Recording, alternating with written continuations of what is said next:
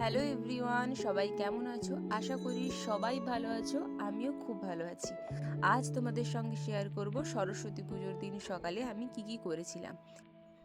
ওই 5টা নাগাদ উঠেছিলাম, তো তারপরে স্নান সেরে একদম একটা হলুদ শাড়ি পরে রেডি হয়ে নিয়েছিলাম। টুকটাক রেডি হয়ে চলে এলাম পুজোর জায়গায় পুজোর কাজকর্ম করার জন্য।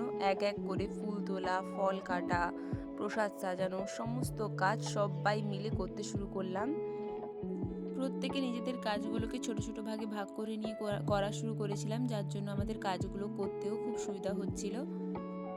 আর নাই, সবাই মিলে একসঙ্গে এই কাজ করার মধ্যে একটা আলাদাই শান্তি ছিল। আর তারপর আমি এখানে প্রদীপের সলতেগুলোও রেডি করে নিলাম।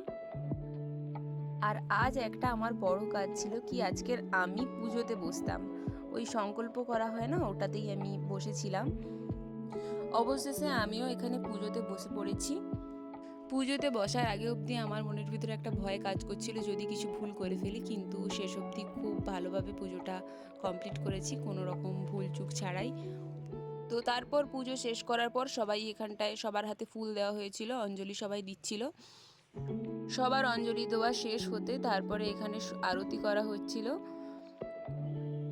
আর ঠিক এইভাবেই আনন্দের সাথে আমরা এবারের পুজোটা খুব এনজয় করেছি।